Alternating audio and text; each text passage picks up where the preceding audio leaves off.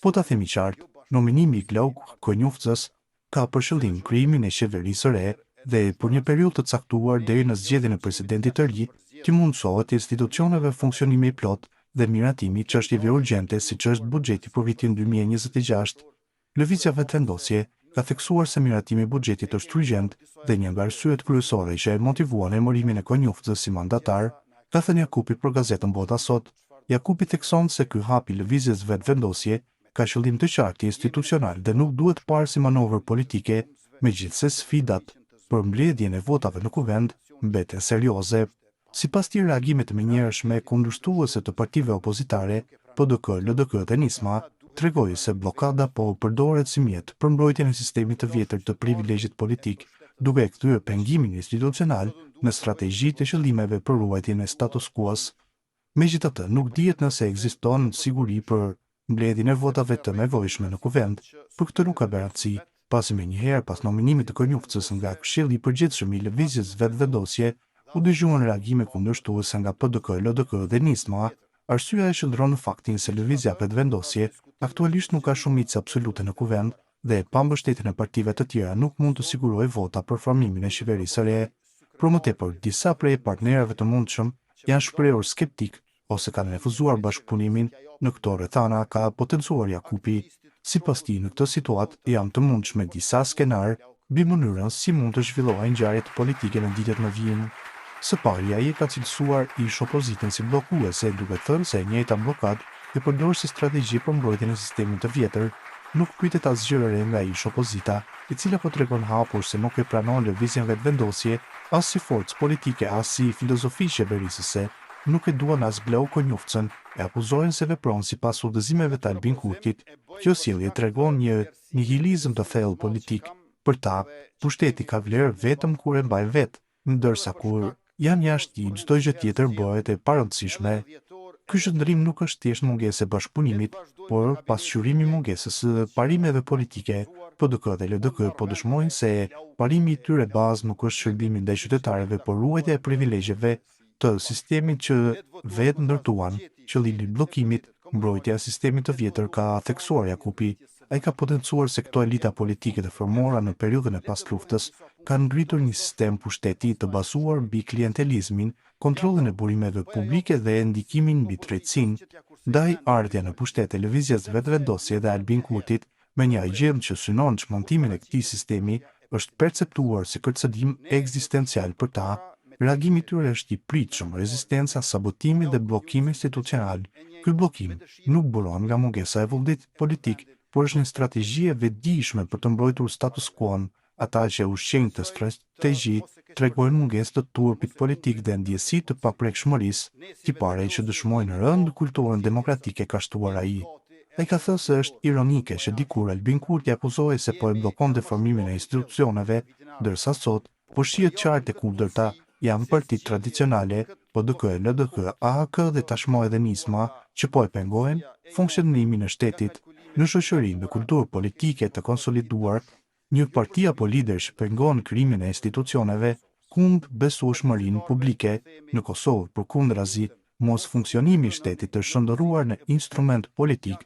Sa herë që humbi zgjedhjet, këto parti përpiqen ta kthejnë vendin në ngërç, me shpresën se qytetarët do të lodhen dhe do të kërkojnë stabilitet, duke i rikthyer sërish në pushtet. Në rastin e zotit Konjufca, zoti Konjufca nuk i merr 61 vota, presidentja do dërgojë vendin në zgjedhje të jashtëzakonshme, ka përfunduar Jakupi. Ndryshe, mbrëm presidenti Osmani ka dekretuar zotin Glauk Konjufca si mandatar për formimin e qeverisë së re. Përcaktohej nga bashkërendimi i dritës së mendjes me regjistrimin e përvojave. Shtetet e fuqishme janë ndërtuar mbi filozofi të forta. Shtetet e Bashkuara të Amerikës u ndërtuan nga ata që jo vetëm morën me vete filozofinë e Humit të Llokut, por ishin edhe vetë filozof të kalibrit të madh si Paine, Jefferson, Adams e të tjerë, siç qëndrojnë në themel të Francës Descartes, Voltaire, Rousseau, apo të Gjermanisë Kanti, Hegeli e të tjerë. Mes filozofive të forta, filozofia më e fortë është filozofia e lirisë.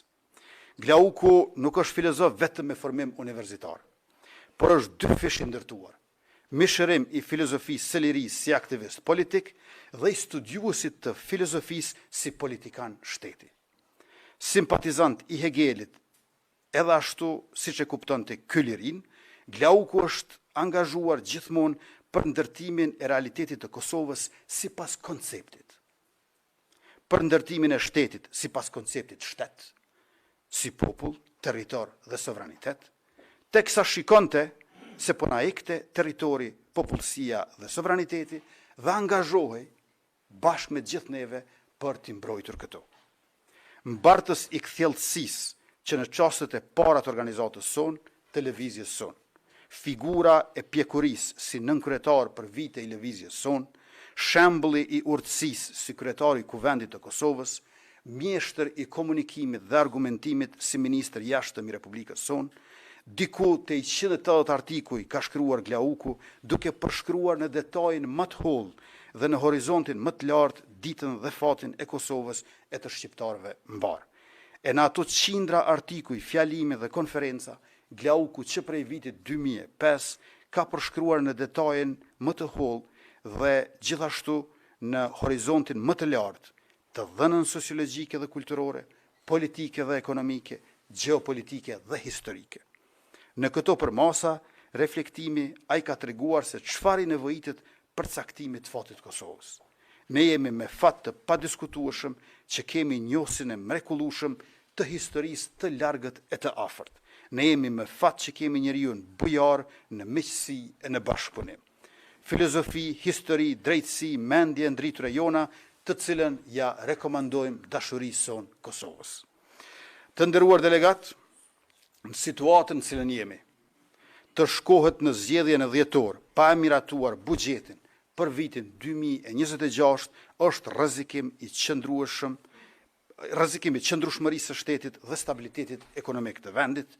Janë, ju e dini, 85.000 shërbyes publik që marrin paga nga buxheti, janë 300.000 pensionistë gjithsej që marrin pensione nga buxheti, janë 400.000 fëmijë që marrin shtesa nga buxheti, janë 10 mijëra fermer e mijëra biznese që marrin subvencione nga shteti. Vendi nuk duhet të shkojë në zgjedhje pa buxhet të miratuar në kuvend.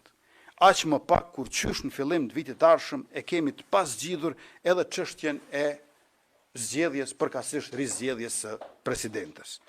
Nëse kjo sfidë nuk arrihet të tejkalohet brenda afatit kushtetues, vendi duhet të shkojë përsëri në zgjedhje të reja.